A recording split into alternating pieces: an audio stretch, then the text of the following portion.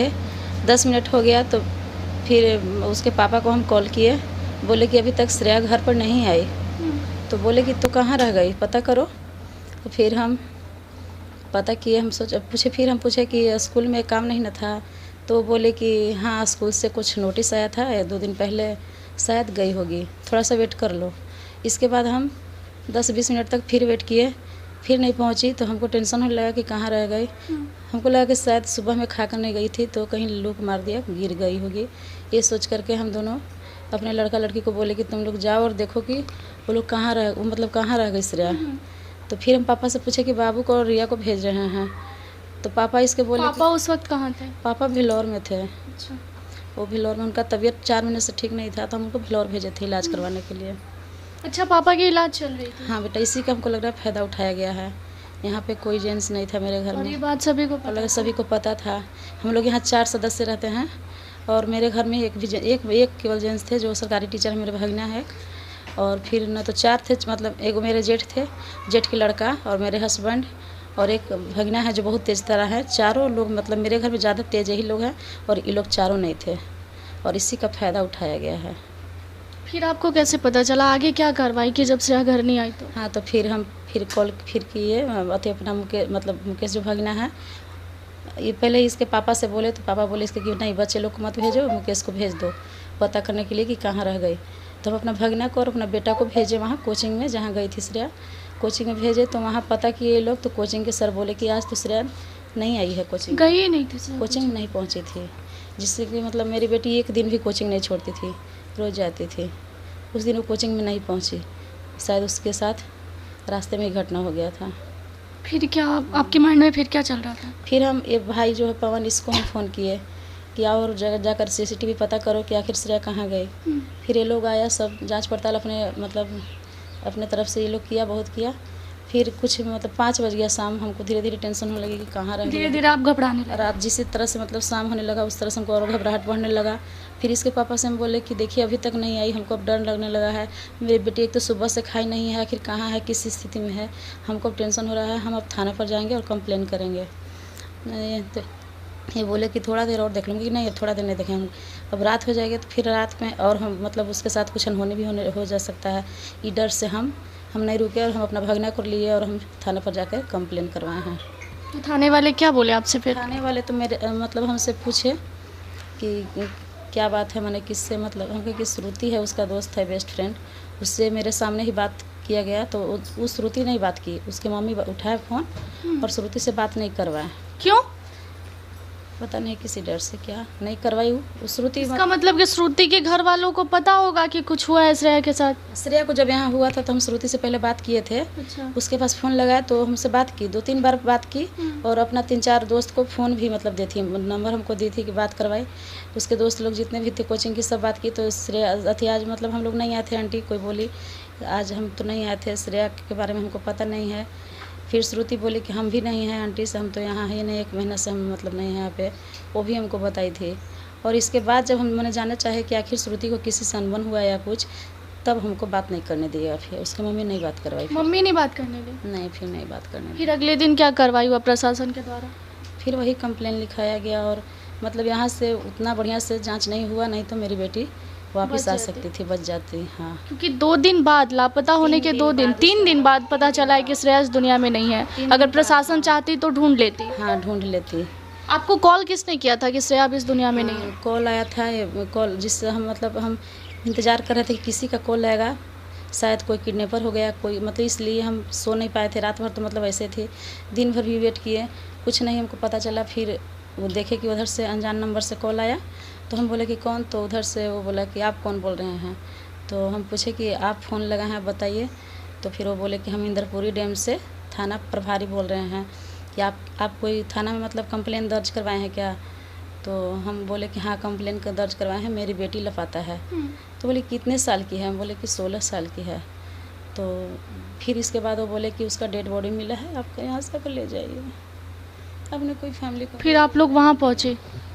हाँ, फिर हम अपना। अच्छा आंटी, एक बात बताइए, आपके 3 बच्चे हैं, 2 बेटी 1 बेटा, तो घर की छोटी बेटी से ऐसा क्या दुश्मनी हो सकता है कि श्रेया के साथ ऐसा किया गया? इधर से तो कोई दुश्मनी नहीं हो सकता, वो कोचिंग जाती थी, इसके अलावा तो हमको कुछ भी नहीं पता है। कुछ समझ में आ रहा है क्यों हुआ उसके साथ ऐसा? नहीं, इधर से तो कोई भी पता नहीं चल रहा हमको। प्रशासन क्या कह रही है अभी? 4 लोगों की गिरफ्तारी हुई है। 3 या 4 हुआ है, हमको हाँ। 3 पता है। 3 लोगों को पता है कि 3 लोग गिरफ्तार हुए हैं। प्रशासन पर छोड़ दिया गया है। आपकी बात हुई थी अगर श्रेया की डेड बॉडी मिलने के बाद प्रशासन से कोई बातचीत हुई थी? अब प्रशासन आपसे मिलने आई घर पे? हाँ, वो लोग तो आते जाते रह रहे हैं, बात हुई है वो लोग से। श्रेया के घर लगभग 4 दिन तो हो गया, पोस्टमार्टम रिपोर्ट भी आ गया होगा। हाँ, हम उसमें क्या निकला? तबीयत मेरा ठीक नहीं, हमको कुछ जानकारी नहीं दिया गया है अभी तक, क्या हो रहा है इससे। आपको जानकारी है इस बात की, नहीं, पोस्टमार्टम रिपोर्ट के बारे में? परसों तो मेरा लोग उसमें बोल रहे हैं कि सुसाइड की है। नहीं, सुसाइड तो मेरी बेटी कर नहीं सकती है। सुसाइड करना तो अपने घर में करती ना, तो इंद्रपुरी क्यों जाती? उसको अभी नवीन नगर का मतलब रास्ता नहीं देखा हुआ है। जिस गली से वो जाती है सिर्फ वही गली उसको पता होगा। कितने साल की थी? 16 साल की है। कौन से क्लास में पढ़ती थी? 11th में है। 11th में। श्रेया के पापा भी घर आ गए होंगे। हाँ, वो आ गए हैं। देखिए, मैं 16 साल की श्रेया घर से कोचिंग के लिए निकली थी। घर के सभी मेंबर को पता था कि श्रेया कोचिंग गई है, और कोचिंग का टाइम बीतने के बाद जैसे ही दिन ढलता गया, परिवार को घबराहट होने लगा कि श्रेया कहाँ गई। और जाहिर सी बात है कि अभी गर्मी इतना तेज़ है तो गर्मी छुट्टी भी चल रही है।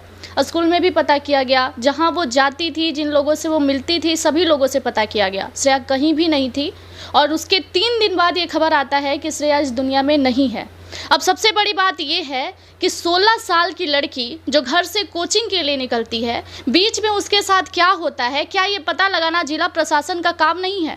आज उसके डेथ को लगभग 4 दिन बीत चुके हैं। उस लड़की के पोस्टमार्टम रिपोर्ट भी आ चुकी है, जिसमें यह दर्शा दिया गया कि वो लड़की सुसाइड कर ली। अब जरा आप सोचिएगा कि एक 16 साल की लड़की के साथ ऐसा क्या हुआ होगा। ठीक है, आप मान सकते हैं अगर वो सुसाइड करती तो इंद्रपुरी डैम में जाके कूद जाती या कहीं अपने आप को मार देती, लेकिन वो खुद को जलाती तो नहीं तेजाब डाल के। उसका चेहरा भी नहीं दिख रहा है।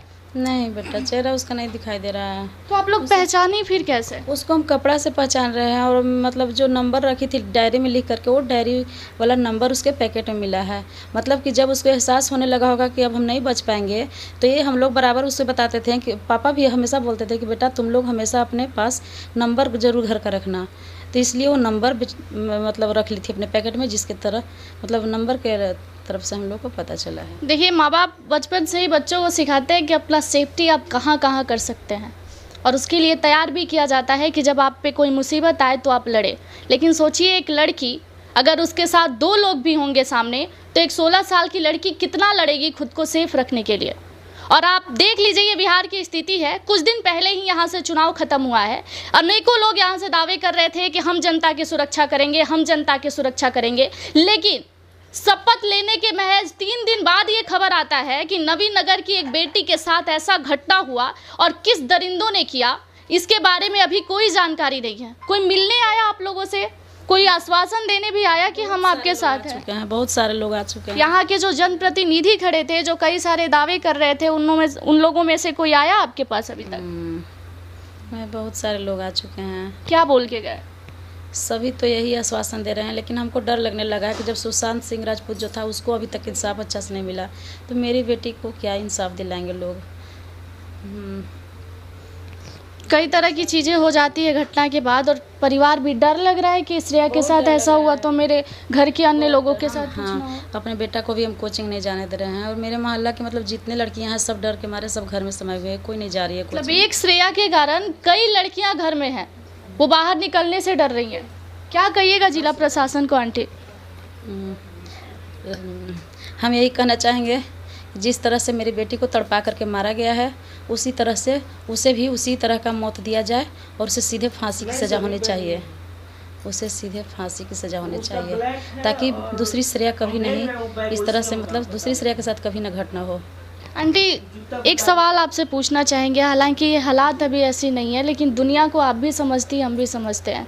कई सारे धब्बे लग जाते हैं एक लड़की के जाने के बाद, चाहे लड़की 4 साल की हो, 5 साल की हो, खेल भी रही है तो उधर खेलते खेलते क्यों चली गई, कोचिंग जा रही है तो कोचिंग गई थी तो इधर क्यों चली गई? कई तरह की बातें होते हैं। लोग कहते हैं कि बॉयफ्रेंड के चक्कर में ये कर ली तो खुद से ही कर ली होगी। आपको इस बात में क्या लगता है? श्रेया कभी किसी से बातचीत करती हुई दिखी गई थी या घर में? और मतलब ये ऐसा रहता तो मोबाइल उसको अगर दे देते अलग मतलब उसके पास रहता तो शायद हम मोबाइल भी नहीं बच्चा लोग को दिए हैं। मतलब शुरू से ही हम मोबाइल नहीं दिए हैं कभी। मेरी बेटी पढ़ाने जाती है बड़े वाली तो इसको मतलब मजबूरी में देना पड़ा है।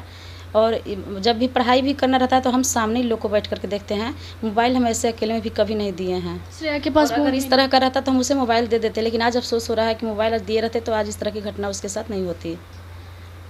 देखिए, हम अभी श्रेया के घर पे थे और सब लोग जानना चाहते थे कि नवीन नगर की ये घटना जो इन दिनों सभी के जुबान पर है कि भाई उस लड़की के साथ क्या हुआ, वो लड़की कोचिंग गई थी तो वहाँ कैसे पहुँच गई और ऐसा क्या हो गया श्रेया के साथ कि आज श्रेया दुनिया में नहीं है। तो हम इनके घर आए थे और इनकी मम्मी से ही बात की और सारे मेट्रो पे बात की कि आखिर श्रेया घर से कब गई थी और इन्हें कब कैसे पता चला कि श्रेया अब इस दुनिया में नहीं है। बाकी आगे की रिपोर्ट भी हम आपको दिखाएंगे। जो लोग यहाँ पे मिलने आ रहे हैं, जो आश्वासन दे के जा रहे हैं कि हम आपके साथ हैं, वो कब तक साथ निभा पाते हैं और श्रेया को कितना इंसाफ दिला पाते हैं, ये भी देखना बहुत दिलचस्प है।